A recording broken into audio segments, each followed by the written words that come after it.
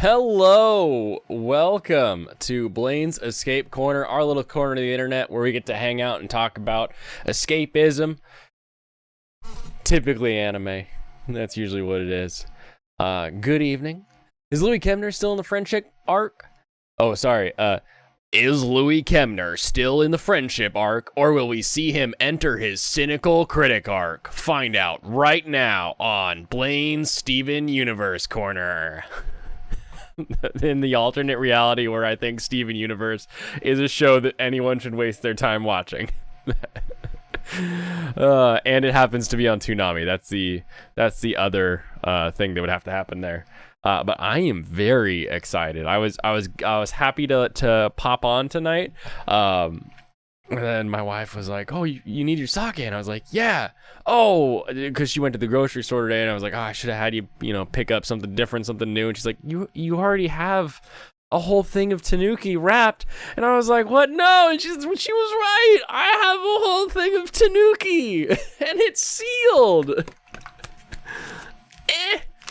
Now I gotta bust into this thing, make our way into our beautiful, beautiful sake. Bloop. Look at it. So we will get this cracking open. Oh, I don't have I'll set this there for right now. I'll throw that away later. Hello, welcome. You're here right on time, pop culture mechanic. Okay. Brand new. 3 liters of sake. We'll see how much we get through tonight. My guess is probably just a glass, maybe 2 glasses. We'll see how the compis go. We'll see how the compi goes. So we'll keep that there. Whew. And yes, I am feeling great. My tests are now negative, and I am able to interact with humanity. So, kampai, everyone.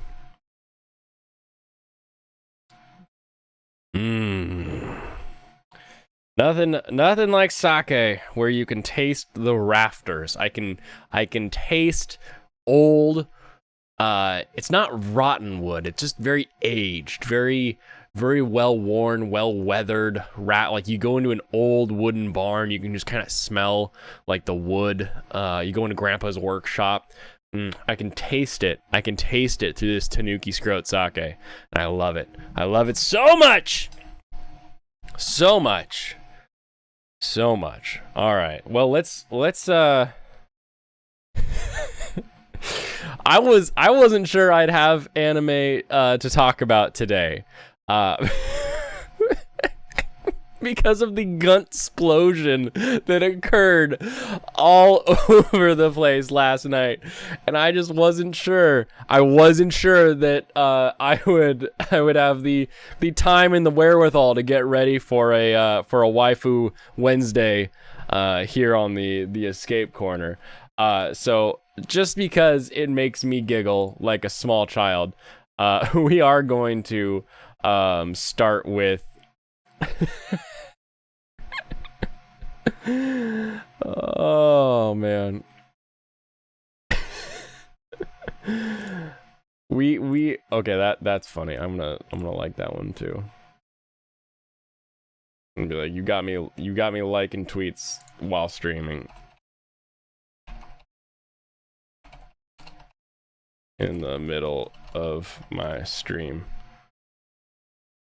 Nice. Okay. Just in case, because this. Let's put it up on Twitter. I don't care if you're 6'4". I don't care if you're 6'5". I'll slap the shit out of you. Easily one of the best little quotes. But we got a lot. I don't know if anybody else watched Lofty Pixel throwing Ethan Ralph's rant up next to with Guts theme. It was amazing. And it like, if nobody knows, nobody cares. Just give me 5 minutes of just talking about weirdos on the internet for a minute who for some reason think they're important. Also I decided to make this. You like some unfiltered sake. The brand is Taiku, because that's how you spell RC. Yes, Taiku's a really good brand when it comes to getting good quality sake here in America. Not sure your exact location, but if you are... if you're somewhere where you can get to a good Asian grocer and they happen to have cartons of sake are much cheaper to ship over here. So you actually can get a much better sake from a carton, and it'll cost you way less than buying something from a bottle, or even those things that Taiku uses for their shipments. For unfiltered sake, I really do like the Winter Princess or the Tozai Jewel. Those are both really good unfiltered sake. I tend to go with those chilled, but we can talk sake in a minute. I've got a human-sized weeble to laugh at for a second. So Ethan Ralph is this fat weirdo that we've teased plenty of times. They call him the Gunt because he's got a butt on the front. He exploded at a super chat that someone gave to Chrissy Mayer, and he yelled at her saying that she was making fun of him. Guy lost his mom. It's not like that situation was funny, but to not be able to take the joke about him having like teased his mom in the past, that's a little thin-skinned. But when Rikeda was making fun of him last night, he called him a weeble, and I almost lost whatever I was drinking. It just almost exploded out of my mouth. It was so close. So I had to make the weeble with Toad. This is Weethan Walf, the weeble. Even gave him his little microphone, because our friend Ethan Ralph is known to explode and yell at people. I also, on my timeline at least, didn't see any of the old Cuck Murphy beards, so I went ahead and took care of that one as well for people. So if you're in a very specific area of the internet where very weird people reside and like to burn bridges for no reason, all of this will be very funny to you. And if you're not, well, then I guess you just, you don't know who's best in the sector. Top to the bottom. The number one in the whole sector. And you're just going to have to learn to live with your life without knowing about the number.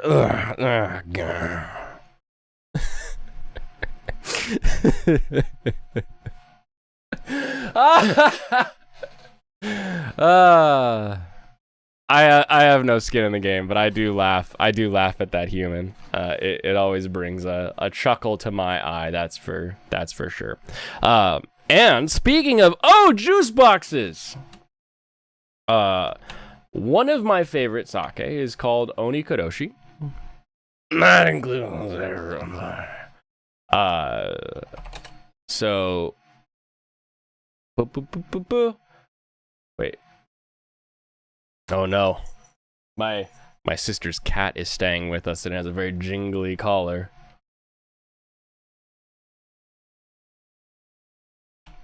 Onigoroshi.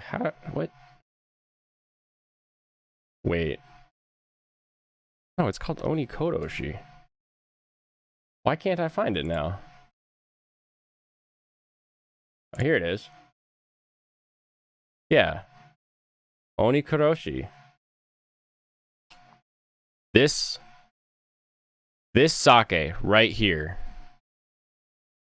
with an Oni playing a shamisen. This is my favorite sake. I love this thing.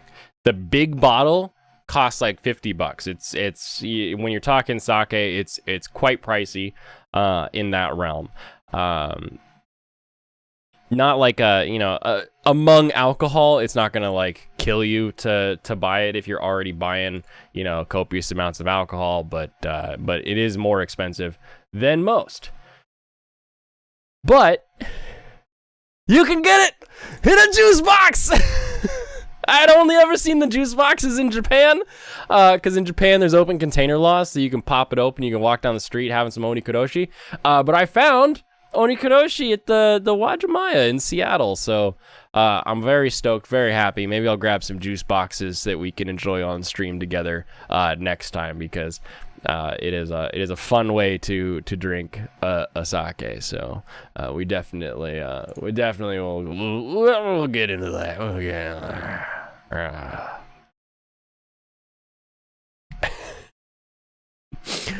All right. Let's go ahead and talk about anime.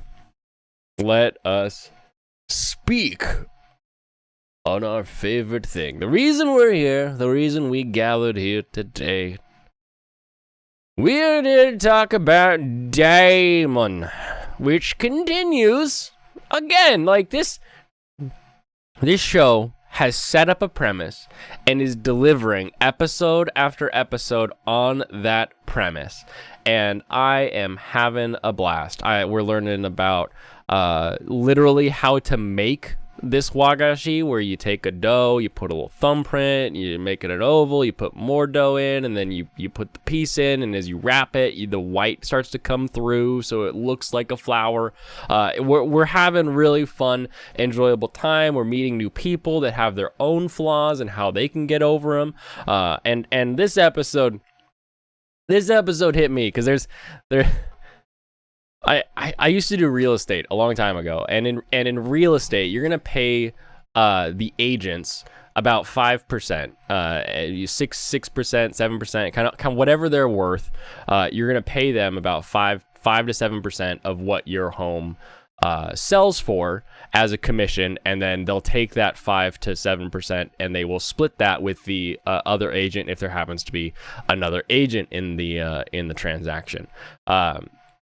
And I was telling somebody about this, and they were they were in construction. They're like, I can't believe that the person who framed that house can make less than the person that sells it. And I thought that was the weirdest thing for someone to say. Like, I get that on a level, there is a skill to building something, to creating something, to crafting an item, right? You take time, you take energy, you take skill, you mash all those things together and you create something, right? Whether or not that thing is good, it's then another completely separate skill to convince somebody to give you money for that something. And if no one wants to give you money for that something, it doesn't matter if what you do is perfect. So getting a character that wants to make perfect food, the greatest treat. She wants perfection in how she creates and crafts wagashi because she's infatuated with the wagashi competition, specifically the one guy at Daemon, or at Ryokoshoku. I always forget what the Ryoshoku, what the shop is called. You can make the greatest, most perfect candy or sweet, however you want to classify these desserts. You can make the greatest, most perfect one in the world, and if nobody buys it because nobody likes you, then it doesn't really mean anything. And I think that's a really important lesson for a lot of people, is if you can't get somebody sold on something, whether it's you, whether it's a project you're working on, whether it's something you want to do at work, at home, at school, kind of whatever, if you can't sell someone on the idea of you doing this thing, you're not going to go anywhere. I mean, I think that what I do is pretty fun. I think we have a good time here tonight. I think you guys are in the chat talking along because you like having this discussion. You like chatting here. I've still got a long way to sell this show to a lot of people before we get to the point where this becomes something that I can do as like a career, for example. So I'm working to make sure that I'm selling, I'm networking, I'm bringing that brand around. So like all of that sales, it works in so many facets of your life. And if you're so focused on the product, if I was only focused on editing, on making these videos like as tight and as clean as I could, and I didn't do anything as far as spreading the word, spreading the news, I could still be sitting on like 5 subs that would be like me and my closest family and the couple friends that I could convince to watch a couple times. So it's important to know how to sell stuff, to get the word out, to get someone interested, to get someone excited in whatever you're doing. It's as important as making the thing that's good. Like the thing has to be good. Like whatever you're trying to sell has to be quality for somebody to want to buy it again. Now we can all discuss about quality when it comes to buying stuff again. Like there's plenty of garbage out there that people buy, but then they have to buy that garbage again and again and again because that garbage doesn't work as well. But they still get sold on that value proposition necessarily. So it was a really fun episode for me. I get kind of heady about business and stuff like that. So I really appreciated that in this one, as well as getting a lesson on literally how to make some wagashi. So that also was very fun for me. Flaws are boring. We want perfect characters like Shikimori. Oh, I'm not done coughing yet, I guess. Shikimori. Oh no. Show can't have a best girl there, flawed. Get out of here. Get out of here. Kind of best girl's got a flaw. You know what best girl doesn't have a flaw? Eve from Birdie Wing, who's going head to head against Rose in this episode. And I loved it. We got teased a little bit previously when she was in VR and she was like, wow, I could play an entire round in an hour. And you're like, oh, hyperbolic time chamber, we're doing some training in the VR. And then to see that have some payoff with her actually competing against Rose here in reality and pulling out some of the video game tricks from VR, that was fantastic. That was fun. We've been introduced to the trainer man, the secret figure in the poster. We now know what he's like and that he's trained more than just Eve. So super exciting there. Also, I gotta say, thank you, Project A and Sunrise for making this show, because every time they start a golf competition, they're like, Shobu! And then it shows like the dam, and then water comes bursting out, and then like the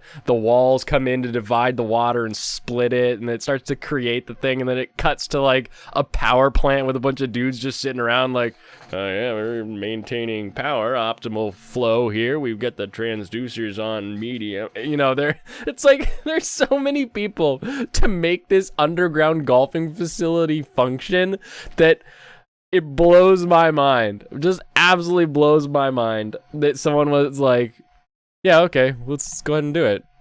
let's make this anime. It's so funny. It's so good. I am having a blast, that's for sure. And if you're not having a blast with Birdie Wing, I don't know what's wrong with you. I don't know what you need in order to excite you about a show. But we've got the classic shonen, Vegeta becomes a friend.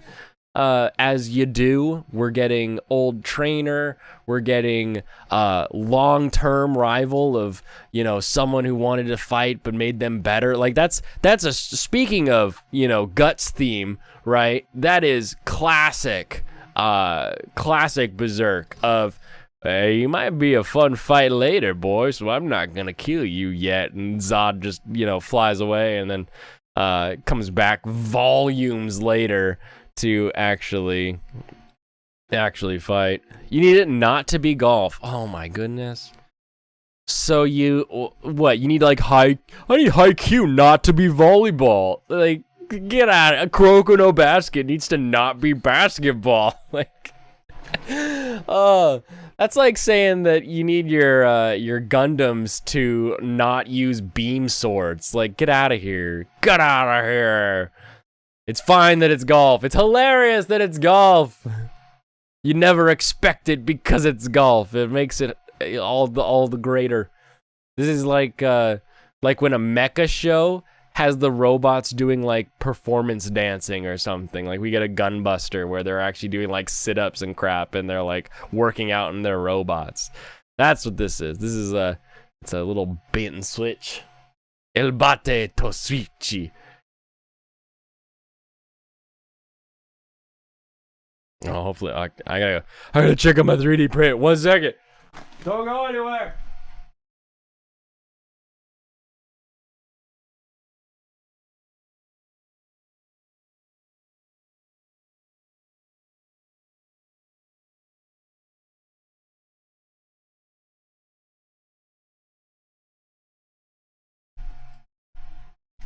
Ugh, annoying. I gotta fix my extruder on my 3D printer. So maybe it'll function better if I do that. You don't watch sports anime. If you don't like the sport, still waiting for the curling anime. It'll come. Curling is inevitable. Hold on. Is there like a curling anime teaser, like some sort of like a Canadian curling team promo video?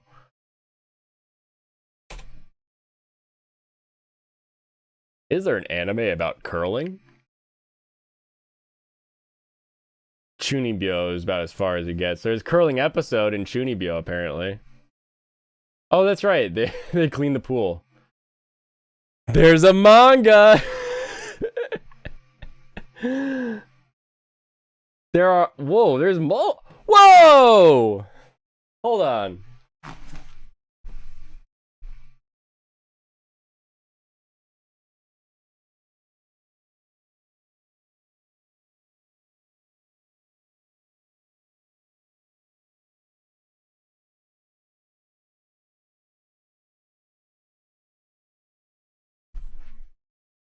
Oh, I'm back.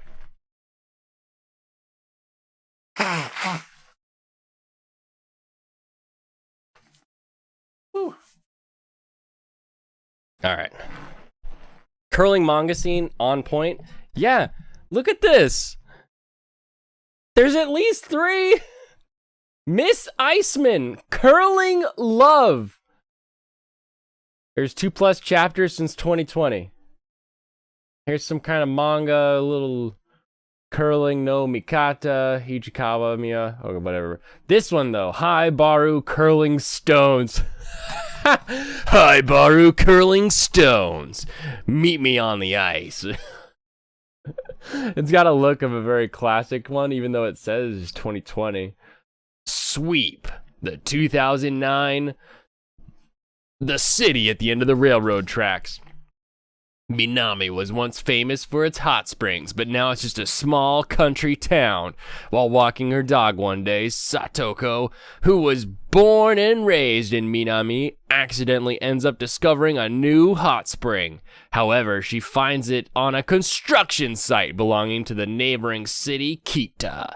Now, the dispute arises. Does this new hot spring belong to its discoverer in the city of Minami, or to the owner of the land, Kita? Naturally, the best way to decide this is with a curling match! Since she's the hot springs founder, Satoko is going to be the Minami team's leader. Satoko and her friends are determined not to lose, but they don't really know anything about the sport of curling. Will they be able to defeat Kita and help Minami regain its hot springs fame? How is this a show? Oh, also I think Kita like literally just means north, but there's so many towns that are literally just called Kita in Japan. Orange Delivery. Oh my goodness, this one's a 2004. Through middle school, best friends Miho Shirokawa and Miho Yoshi bowled together. But since Miho Yoshi has moved to a high school in Hokkaido, Miho Shirokawa just hasn't enjoyed bowling like she used to. One day, Yoshi calls to talk to her about an interest in a new sport, curling. Yoshi's high school curling team has decided to try and make it to the next Olympic Winter Games. Shirokawa thinks about quitting bowling and joining a curling team as well, but unfortunately there isn't one at her high school, as with most high schools.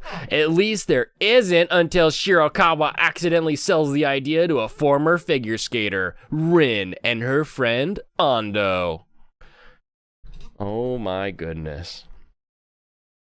There's so the only question I have is, are we going to get Orange Delivery, a high school girl starting a curling team at the beginning, Sweep, towns fighting using curling over a hot spring, or Haibaru curling stones? Bowling and curling. Yeah, it's sports for everybody who doesn't want to run. I don't want to run necessarily. How do these rank? Like, oh, and there's bowling anime. Strike or gutter.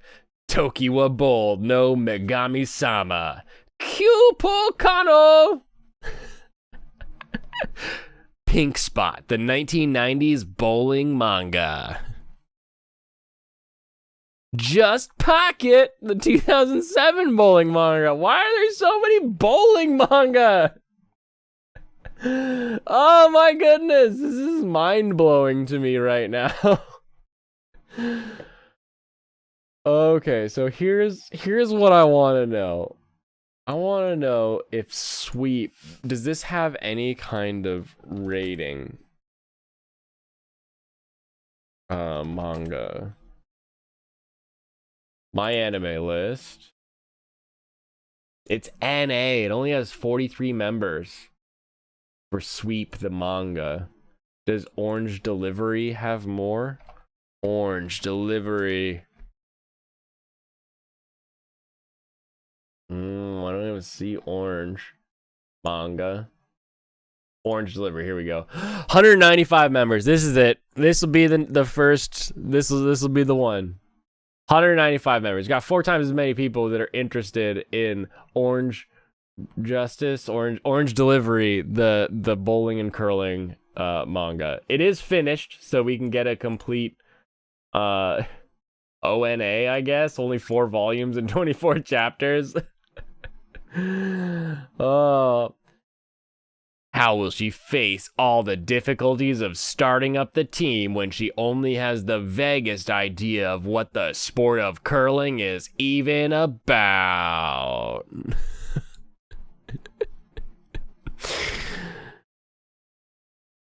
Apparently, like I said, it's got 195 members versus only 60-something that are interested in the other one. Plus, on Anime Planet, there's 35 users tracking Sweep and 68 tracking Orange Delivery. Only 19 on Haibaru Curling Stones. Haibaru sounds like highball. That's what it sounds like to me. Like a drink. Like a good booze. A very good cocktail. This is hilarious. I kind of hope that this like gets an anime or something at some point here.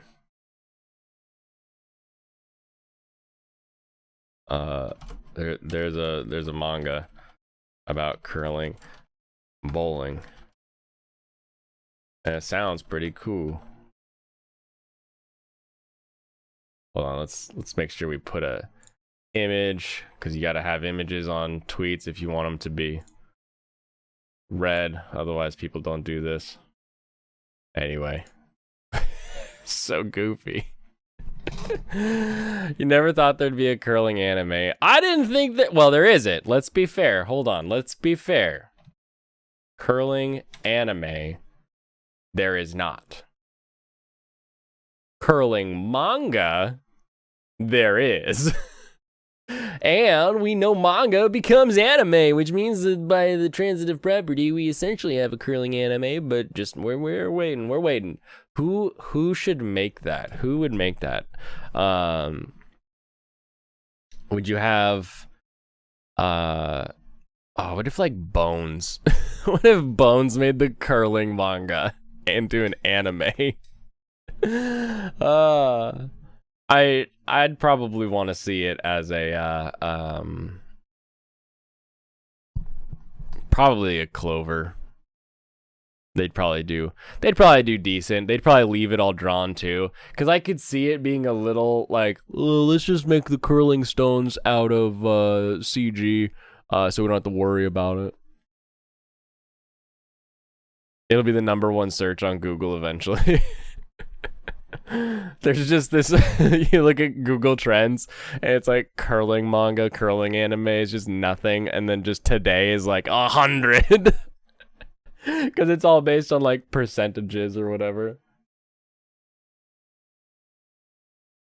Let's see. Actually, why talk about it when we can look at it? Clamp.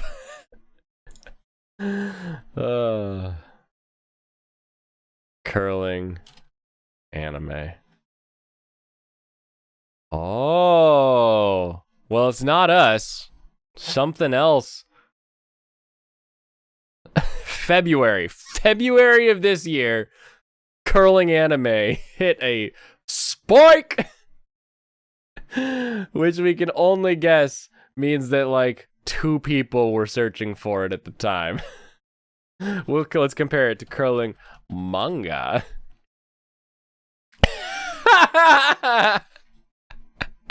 We really will be. We're gonna make a spike. We're gonna make a giant spike just from searching a couple times here. Oh my goodness.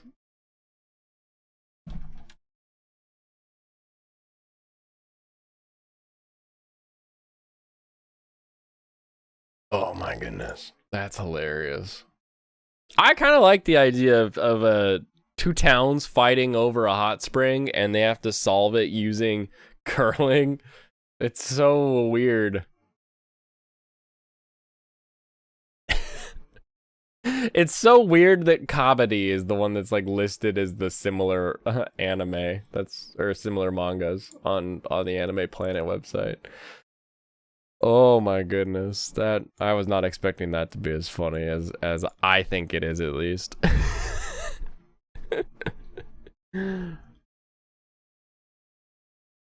Oh my goodness. Oh. Do you want to talk about Shikimori yet? Or should we hold off? Oh, maybe we should hold off. I do have one more. Well, I guess I've got 2 more little... I can do these quick. We can do these 2 quick stories, and then we'll get into the rest of it. The first is... Gosh, I wish I could get to Japan, because they're having this awesome Bandai Shin Japan's Hero Universe. So everybody, so Godzilla, Ultraman, what's the Kamen Rider? That's right. And then Evangelion, with all the new additions that have come out with Hideaki Anno and all of that helping. They're bringing it to a bunch of amusement parks, and in Japan, amusement parks are funny little how would you classify them? Like an arcade, but like more than an arcade. So like one of them that was really fun to go to was in Ikebukuro, has a like a yokai watch themed amusement park when we went there last. So you like pay to get in, and then there's like little shops and stuff that are doing all the little like arcade games, but it's like haunted house, or it's they're all like really well themed. Like it feels like a mini Disneyland with the way that like everything's kind of incorporated into the show theme there. So they're really fun with the way they build them. So if they do something like that for this, I think that would be amazing, and I would love to be able to get back so we could enjoy something like that. Oh wait, this will roll. This will roll just fine. We got the top 10 girls of the week for week number 5, because of course it's Waifu Wednesday, so we have to talk a little bit about the current standings. How did we switch? What happened in week 5? Voting period was last week. How did people vote on this? This was the episode where Yor was like, I need to be better mama. And she teaches Anya how to punch. Like, this was a great episode for Yor. How was her episode less, like, people voting? Bots, that's how. I'm going to just blame the bots. Insane. We got our our wall of Kaguya-sama just holding down that midfield. Comey just standing. That's me picking up from 10th up to 8th. I'm so happy. Little summertime rendering, picking up a little bit, you know, getting in the game. And Echo from ya boy Kong Ming. But even though Shikimori from Shikimori is not just a cutie, has moved back into first place, that does not change the fact that our boy, our man on the ground, Louis Kemner, coming in, talking about the friends of the series still. So did we step back into Friends Are Great arc? Or, you know, where does this fall in? Is this like when you have like the android arc and then you move into the next arc, but then like an android shows up and they have to like defeat it? Like, is this sort of like an echo of a previous arc, or is this like we're still in the Friends Are Great arc? I don't know. I don't know yet. I haven't decided. We'll kind of figure that out maybe as we go. But let's dive into the news. Because Shikimori is not just a cutie, may have just teased its newest romance ship. And if you think this is where it just teases a new ship, then you've got other things to look at, my friend. Izumi and Shikimori look great together, but they don't have to be the only fun couple, and Shikimori is not just a cutie. They do, because it's called Shikimori is not just a cutie. The following contains spoilers for episode 6. Spoiler alert! It's just like episode 1. Congratulations, you're caught up on Shikimori. Like many of its peers, it begins with a main couple. It begins with a main couple? Is the leak most wholesome rom-com? Get out of here. We've already proved that wrong. That is later joined by a secondary couple for variety's sake. This allows the two pairings to play off one another in all kinds of ways and provides some contrast, with the popular Hori Mia being a prime example. Get these other couples out here! The primary romance of Shikimori is not just a cutie, is the clumsy but charming Izumi Yu and his stunning girlfriend, Shikimori. But they might not be alone for much longer. The show is slowly setting up their friends, Inuzuka and Hachimitsu, as a secondary couple, and even if nothing is set in stone yet, this potential pairing would be great to explore. What?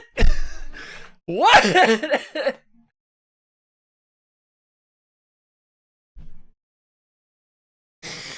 I'm sorry. My glasses must be failing me. I'm sorry. Hold on, chat. Is that Bill Shakespeare we got over there? Is that Bill Shakespeare? He wants to be a writer. He's talking about Hachimitsu and Inuzuka and not the clear, faded, love of Inuzuka and Nekozaki?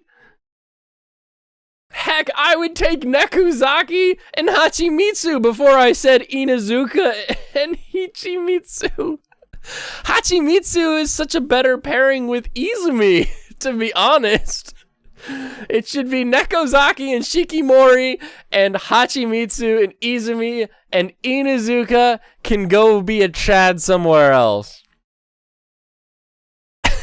What is this? The subtle nudges towards an Inuzuka Hachimitsu pairing. So far, the anime has at most provided only subtle hints that Izumi's blonde pal Inuzuka and their mutual friend Hachimitsu might get together. The possibility remains open after 6 episodes. You know, a possibility's open till there's a ring on it, if you know what some people think. I won't say who. Which is plenty sufficient for many rom-com anime. Shikimori has depicted Inuzuka and Hachimitsu getting along well as fellow supporting characters with no real conflict between them. Because real people fight! If you don't conflict with somebody, you don't care! That's what I think. Neither one has made serious romantic gesture, period. End of story, as of episode 6. But in an anime like this, it's often safe for fans to read a maybe as a probably. It's like the inverse of Shikimori and Izumi's relationship, because Inuzuka is like a toned down male Shikimori and Hachimitsu is like a female Izumi. Yeah, she got problems. She got problems, he knows how to solve them. Exactly.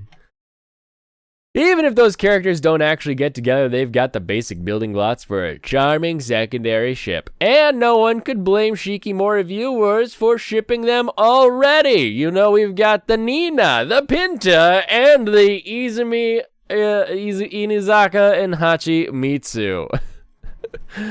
Inuzuka and Hachimitsu have each other's backs at school, the mall, and even at the river, and they get along better than ever. In episode 6, they share delicious takoyaki at the festival as well, and agree to visit every other food stall to sample absolutely everything.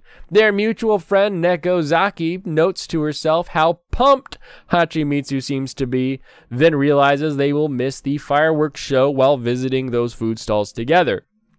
They must be quite fond of their quality time together.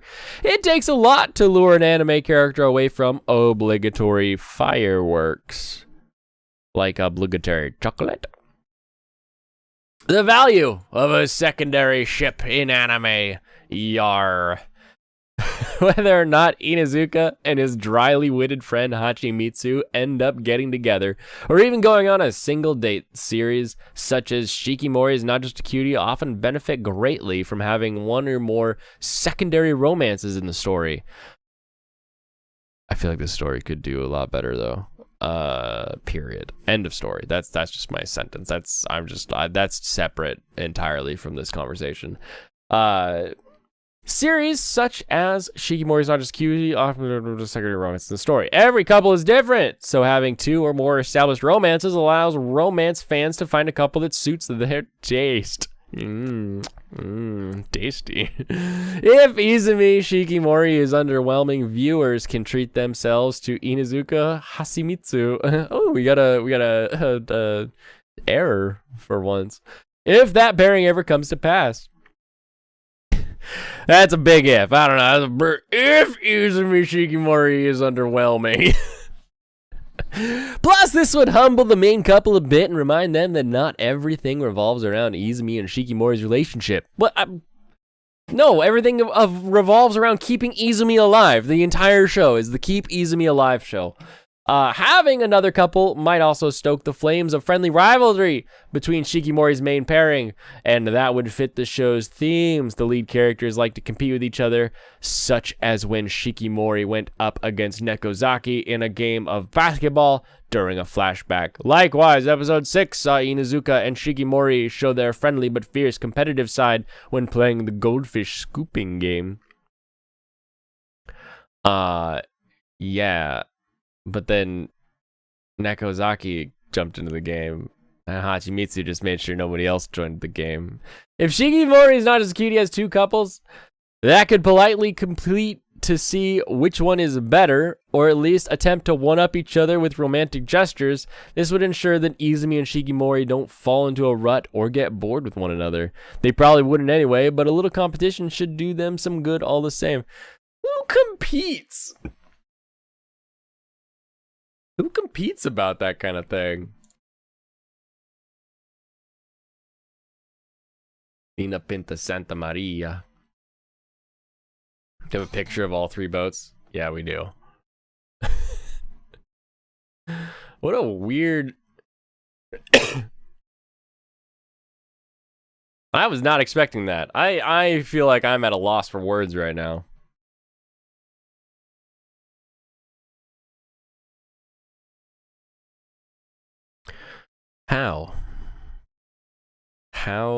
How do you think Inuzuka and Hachimitsu are the like combo? Is it because they're both blonde? Wasn't it like just a minute ago that Hachimitsu was that weird character who's like from another anime, and we should be thinking of her as like a weird what's it coming out of nowhere, popping off with nowhere. Crazy.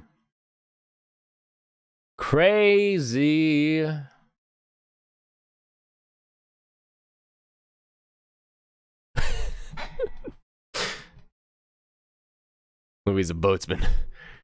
He's a man who knows some boats. Sailed a few ships in his day. Knows how to tie knots.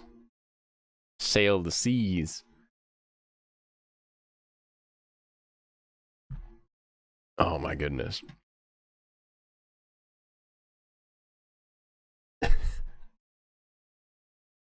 That is, I don't know. That's a weird one to me.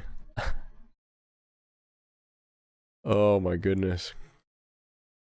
I feel weird. I feel like I'm done. Like I'm done early now. Like I don't I don't know what else to say. I was so expecting, cuz in this episode we got Shikimori breaking her shoe. We got Izumi like stepping up and carrying her to the place that they were gonna go see fireworks. We got the dad kind of stepping up and helping out. Like we got so much in this episode that I was really expecting the Shikimori is getting saved, is getting helped by Izumi in a way we weren't expecting. And now their relationship is perfectly balanced. But I feel like our friend is so bored with this show that he's having to make up headcanon in order to make it exciting or interesting or something that could in any way be more enjoyable than what we currently have. I don't know if that's a good thing or not.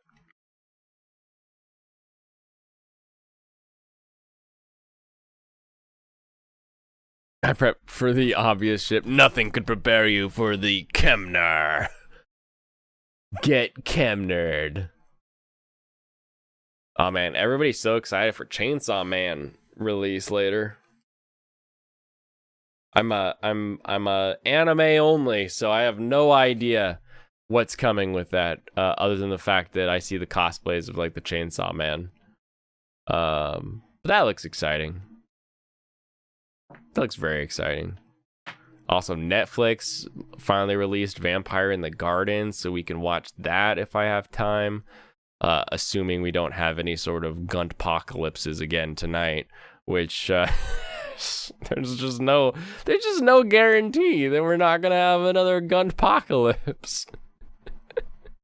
And that's funny to me. That's funny to me. What, you haven't seen all the Chainsaw Man news? Here, let me see if I can find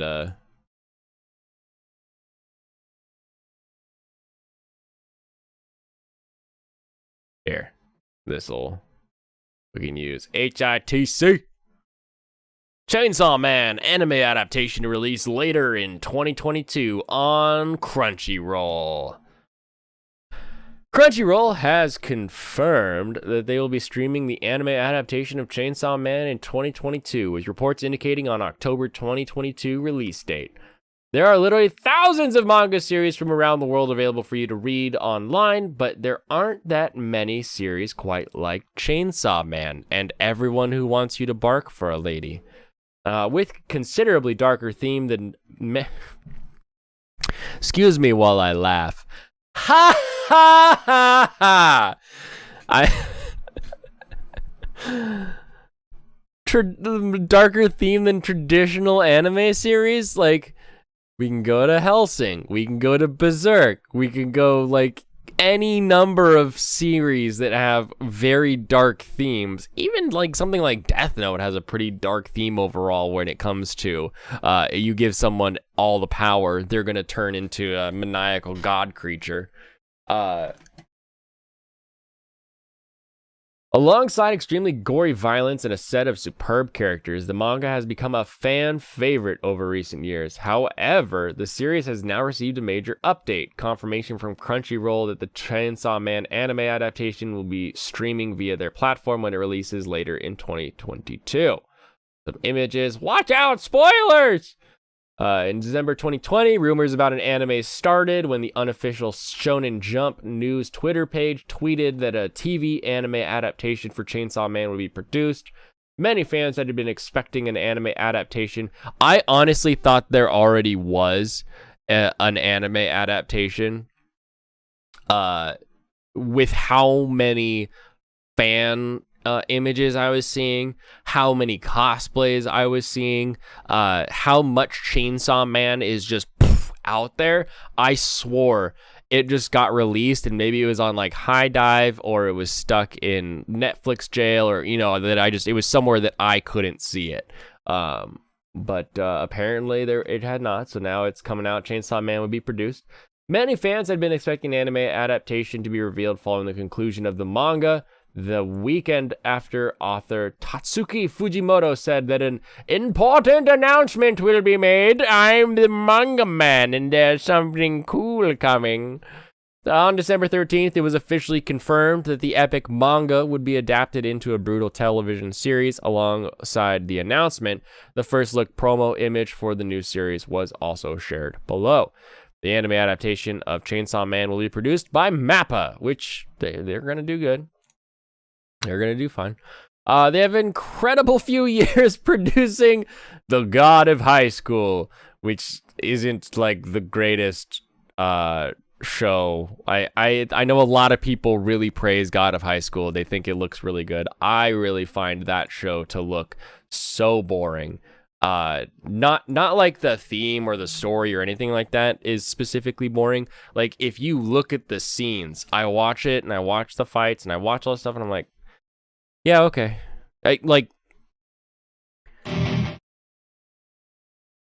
I love Baki the Grappler, Baki Hanma, muscle-bound 13-year-old learning to defeat bears in the woods, and fighting with sumo wrestlers that are twice his size.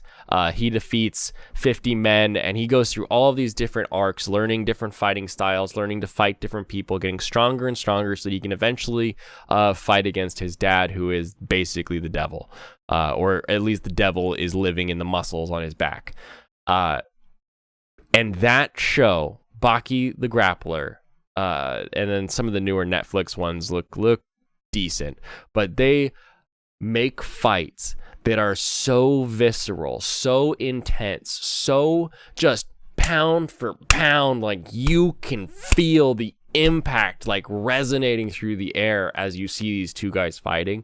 And then to watch something like God of High School, where it's like, that's kind of a cool dance.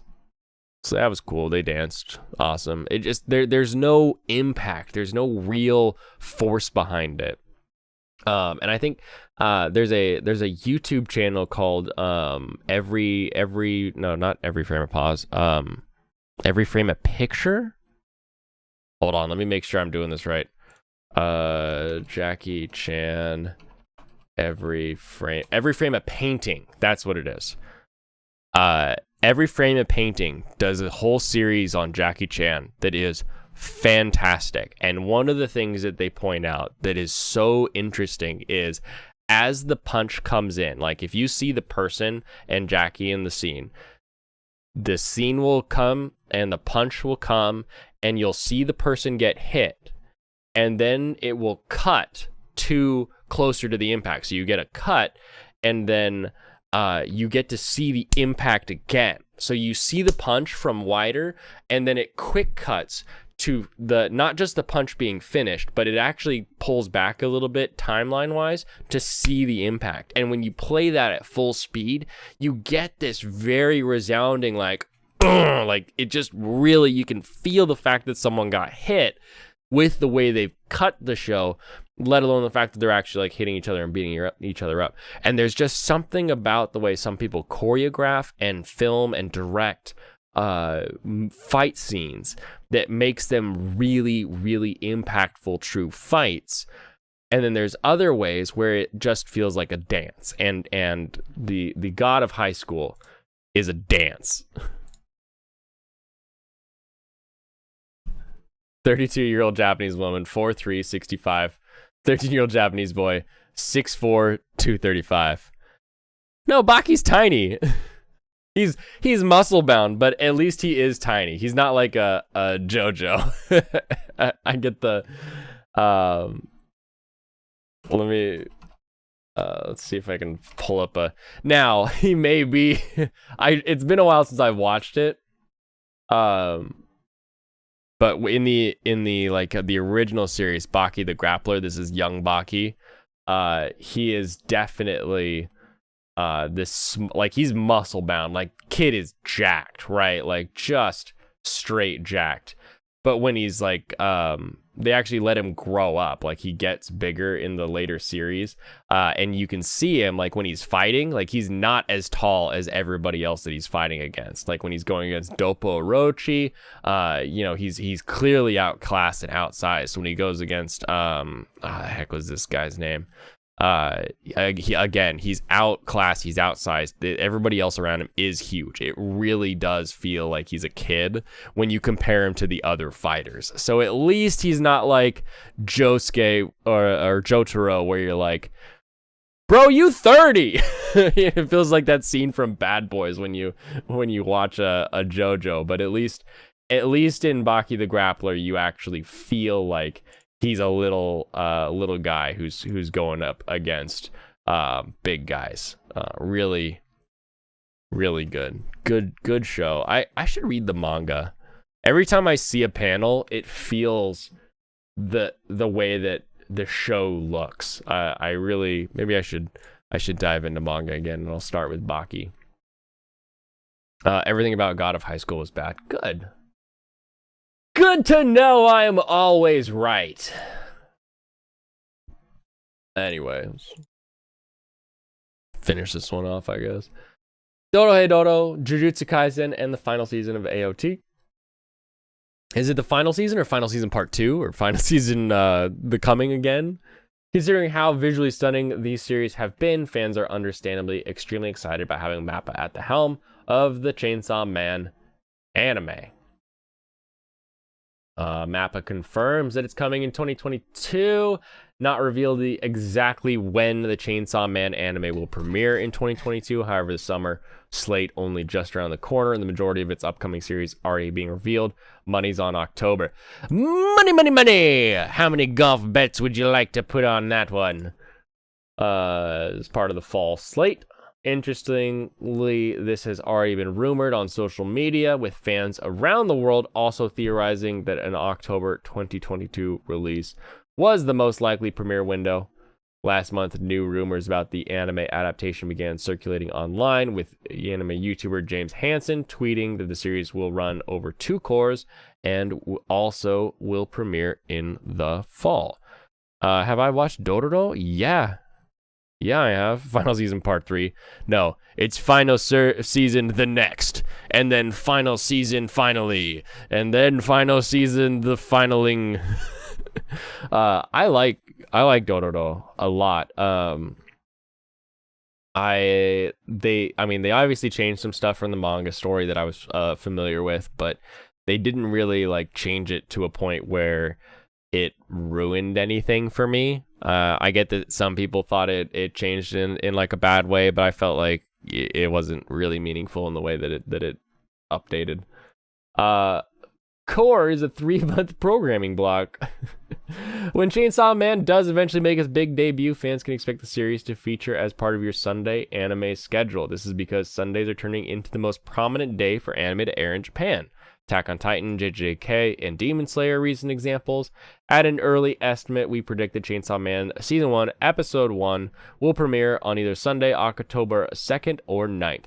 Ooh, they're getting very specific with their guesstimating. How guesstimate do you think they could be?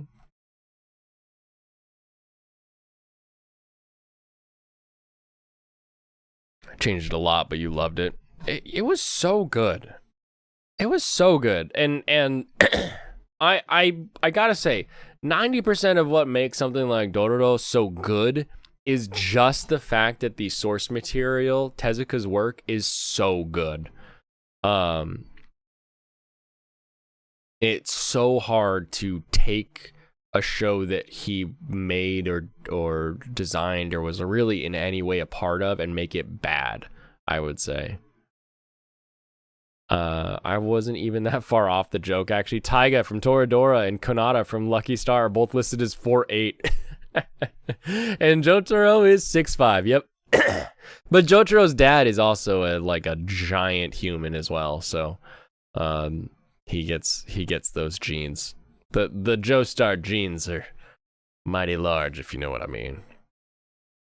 I like leaks. I like little tweets and stuff that we get that are like, ooh, look at this coming. Gets people excited. Like, again, there's a whole ton of people that are super stoked about Chainsaw Man, and they've been stoked for like a year, like talking about it. And I know that the announcement leak was back in December, but they've been stoked for a while. But I keep seeing these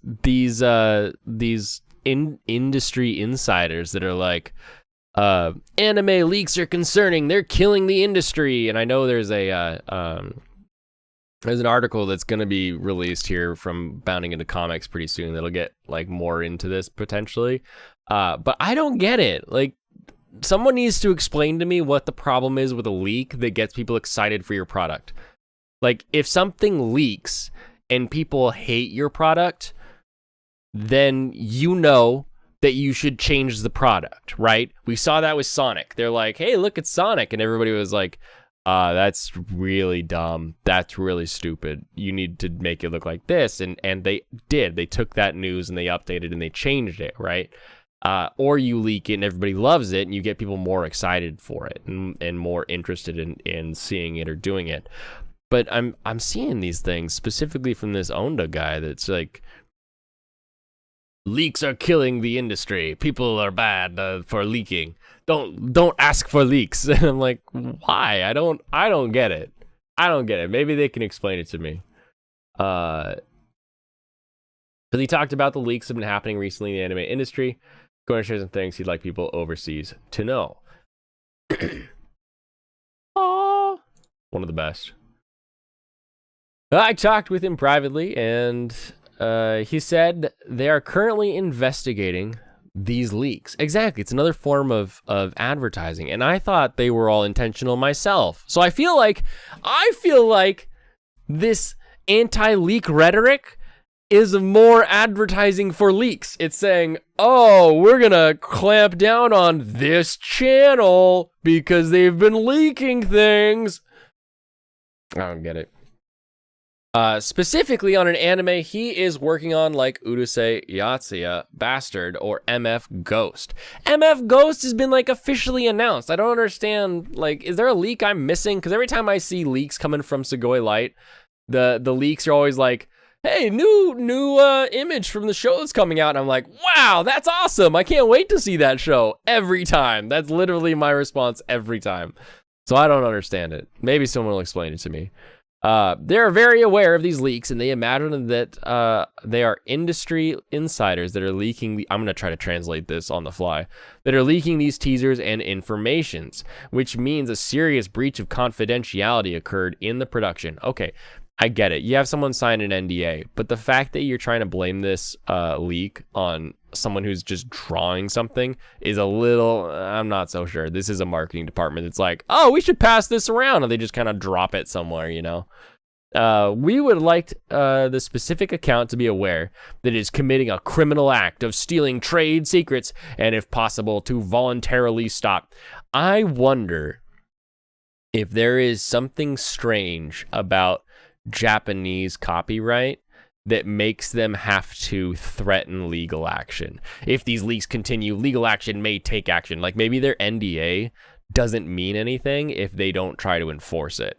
And there is something that they want people to not disclose, so they have to like try to like I know nothing about the Japanese legal system and I know very little about the American legal system, but maybe because I know there's that thing with like if you keep using something, then you keep maintaining your license to it. You see that a lot of times with the way they write up contracts for licenses. But maybe that's what this is. There have already been restrictions on his work environment, such as not being allowed to exchange information with coworkers. What? I don't know. That's true. That's insane. Can't exchange info? Like what do you mean? Like you can't share information? You can't? I need more info on that. Anime industry could face a new, more secret and less interactive stage with fans if these leaks continues.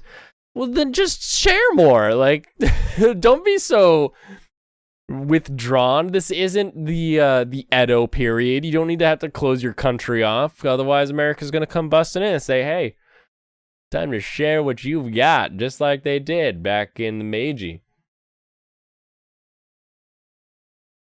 On a personal side, I think that what we thought as funny thing to post, Weeba links, and so is reaching a very serious matter and can get worse. I don't understand how it gets worse. Color me crazy here. I don't see that this gets worse. I see it as advertising. Finally, for the sake of the anime industry and anime fans, we hope that people will stop getting info outside of official sources and that fans will wait until there's an official announcement and not ask for leaks. You pretend like it's not actually official leaks. I shared this because I feel we need to be aware of it. Little correction, Onda is not working on Bastard. It was a translation error. I understood the sentence wrong. Sorry. So, is Naoyuki Onda actually upset? Did he get a letter from his boss that said, hey, we can't be sharing information over email. You have to physically move the documents from person to person on a thumb drive, and it's annoying him with the way that he now has to produce Urusei Yatsura. Is there some sort of structural change that they want because something did leak where they were like, hey, we weren't supposed to release this, and we're getting negative press about it, and now he's upset at his new working conditions, and he's like, we gotta clamp down on this? Or is this just advertising for Urusei Yatsura? Because let's take a look at how this tweet starts. Boom, boom, boom, boom, boom, boom. Just a big old Urusei, a little Princess Lum right off the bat. Is this just an ad for Urusei Yatsura? I'm gonna put my tinfoil hat and say yes. I think it might be, because I don't understand how that would ever be an actual negative, to be 100% with everybody. No, couldn't be. No, I'm just crazy. I'm a ding dong if I think that's what the thing is actually supposed to be. That's not reality.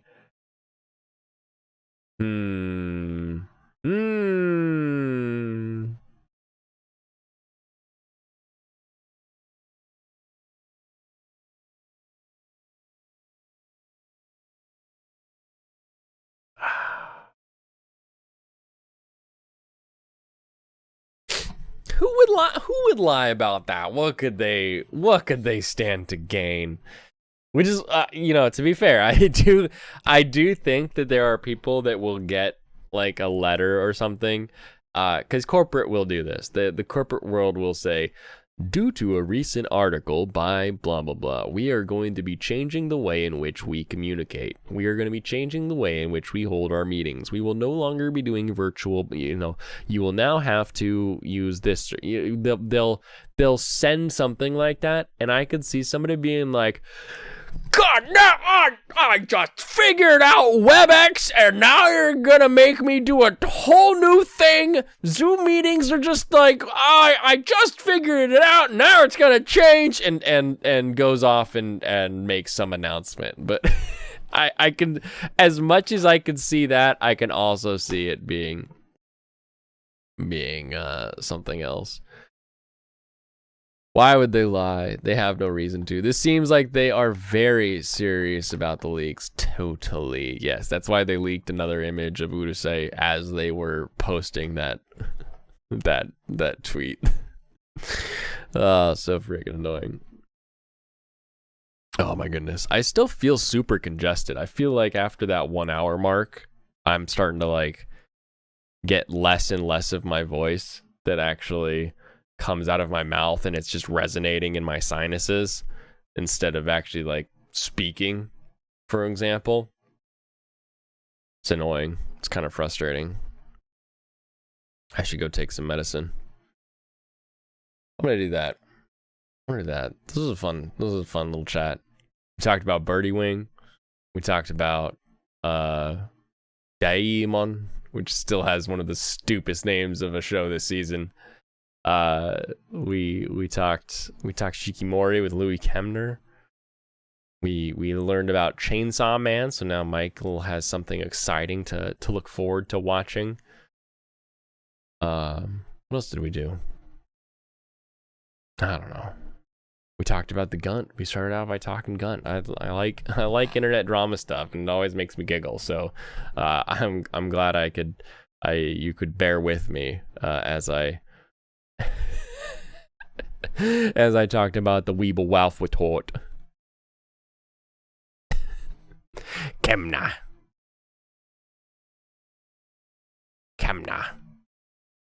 Laui Kemna. There is a Dr. Kemna here in Seattle. There is a Kemna Auto of Fort Dodge. Where is Fort Dodge? Kemna Auto Center in Fort Dodge. Dodge the fort. Is there a Kemna from Haikyuu? Appears there is. Look at that. I just found more Kemnas just by Googling it. Oh. There's also a not good Kemna. It's a camp. A camp in Germany. It's incredible how unpalatable Ralph is with how hard he tries to make everyone hate him. You're surprised he has any. Who do you think you are? Who do you think you are? Where do you think you get off talking to me like that? I'll have you know I am the greatest. I'm the best. I'm the number one. Everyone else is swinging from my scrot.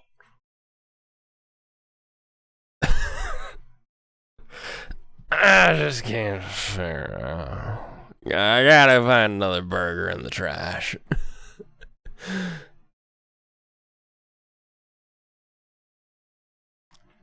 Really funny with all his antics. I am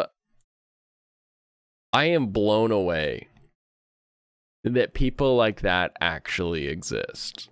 And I find it so ridiculous. Like it's a thing to like analyze. It may be the farmer in me, but like there's just something about it where I'm like, what are they gonna do next? What happens if somebody like what if somebody, because people have seen him naked and they've made fun of him for that. People have now made fun of how he treated his mother, and he takes it as them making fun of his mom. So what else? What else can we do? We're making fun of him reaching for burgers in the trash. What's next? What's the next thing you can do to make fun of this human, and how will they take it? Because So often, if you get somebody who's really good at making fun of people, to teasing people or anything like that, they tease, they dish. They are usually very good at taking it. You look at someone like Medicare, and it doesn't matter how many times you say that he's a cancer-ridden old windbag. Like, he will just be like, oh, ouch, sorry, I guess my new wheelchair helped me, handle that blow.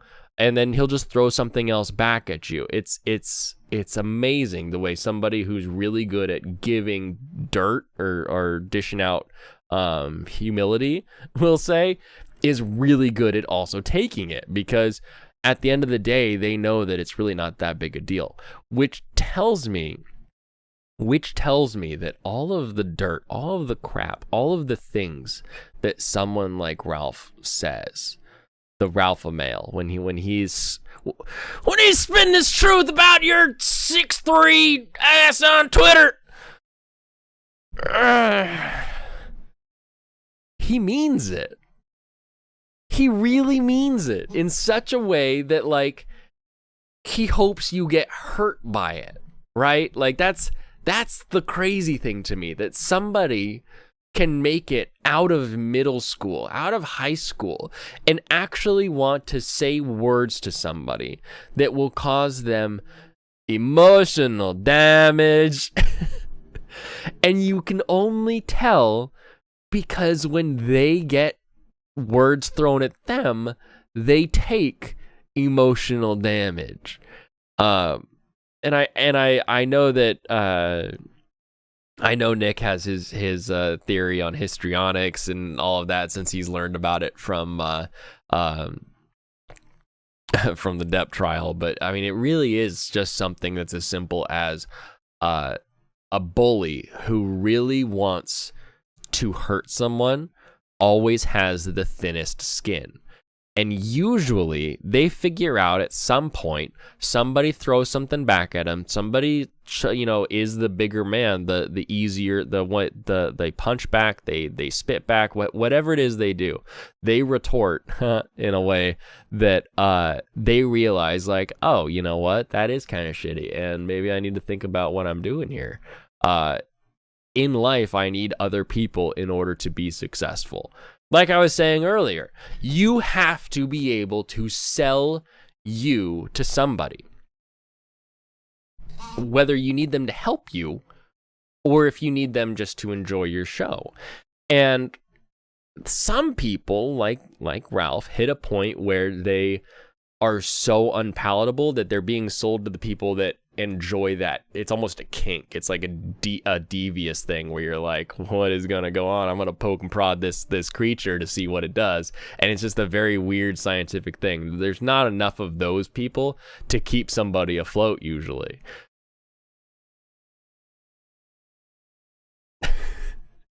Careful what you say about Ralph. He'll come for you. He'll find you. He'll have you. Speaking of FNAF, I'm not too worried. I'm pretty far outside of his reach with his little baby T-Rex arms, so I'm not too concerned that the Ralph male is gonna come try to put me in my place. He's got bigger things to deal with, specifically the fists of Worski that will potentially be flying at him if we all get our way later.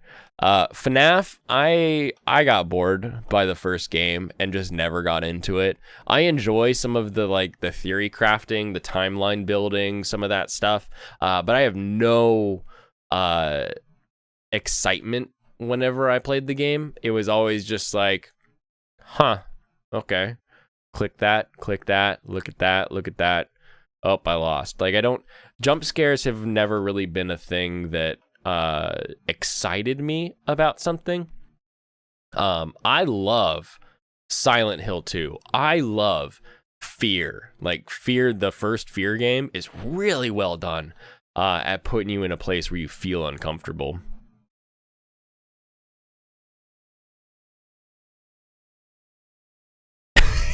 He wouldn't say anything about his reach. He reached into California and pulled out a wife.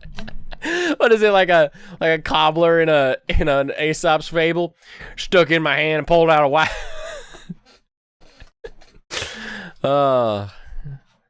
Wife's the only thing he can pull out.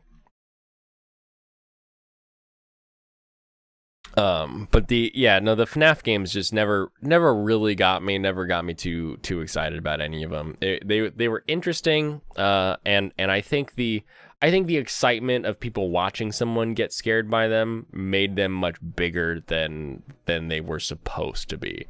So now you've got this whole extended universe that's trying to be cobbled together by somebody who wasn't necessarily was Scott Cawthon. I don't know that he expected the series to get as big as it is getting.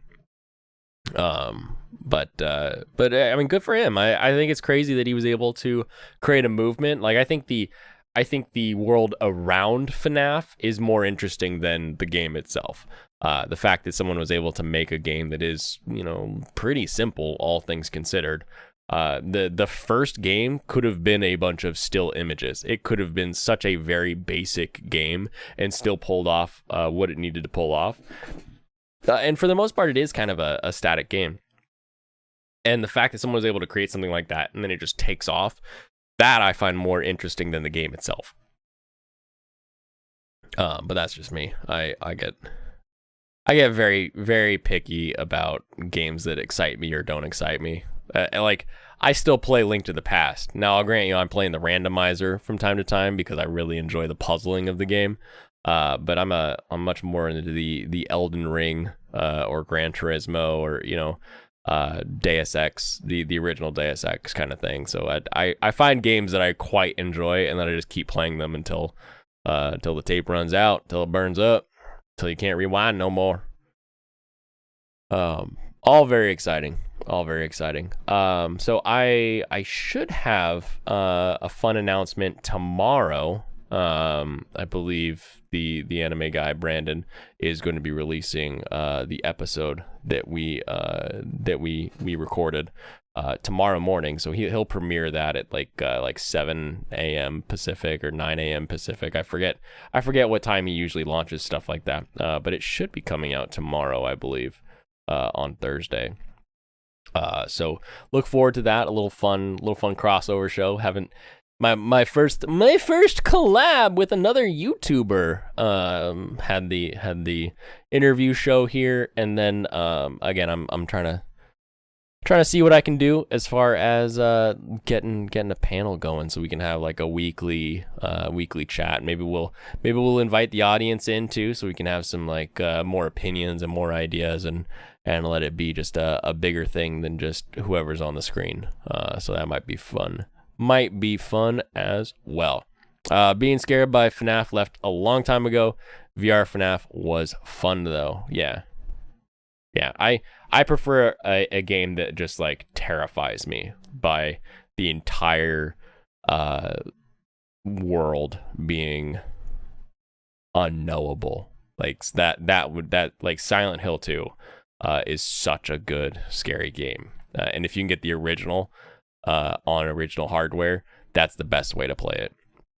Or something like Fear, like the original Fear is a really good scary game because everything about it is terrifying. I much prefer that over something that's like, well, I'll sit here and keep clicking stuff until I see those things move, and then I'll do what I can to make sure they don't come get me and close the doors and turn on the lights and all that other crap. It just is a little less fun to me. That's all. But I'm good for them. Good for them. I'm glad enough people got their escape out of it that they were able to make a giant universe with a ton of stuff. So good for them. Good for them. Not for me, but much respect to anybody who does enjoy those games. And with that, I am going to call it. Thank you very much, everyone, for coming out tonight. Always have a blast chatting anime, chatting escapism. Looking forward every time to doing some more, branching out. We're trying to make sure the algorithm knows that people who like anime should come here and chat with us. However, I do like all forms of escapism. So If we can talk more video games, who knows? Maybe we'll have a fishing stream in the future. Maybe that'll come down the line, because that is something I love. Something I love. So maybe we'll be doing something more so as we move on. But for now, I am going to end the stream, end the show. Thank you for hanging out, and everybody have a wonderful rest of your evening. Make sure to only waste time on your escape if it's valuable time. Make sure your escape is good, make sure your escape is worth it, and let's not waste time on stuff that is crap. Trout fishing is such a nice way to spend an evening, that it is. I love a good old trout. I'm getting more and more into bass, having grown up only in greater Seattle, you fish trout and that's about it. But I've got some friends that have some places we can go for some bass lately. That's been pretty fun. So I've been really getting into that. Maybe we'll talk about that another time. But for tonight, have a good evening. Kanpai, everyone.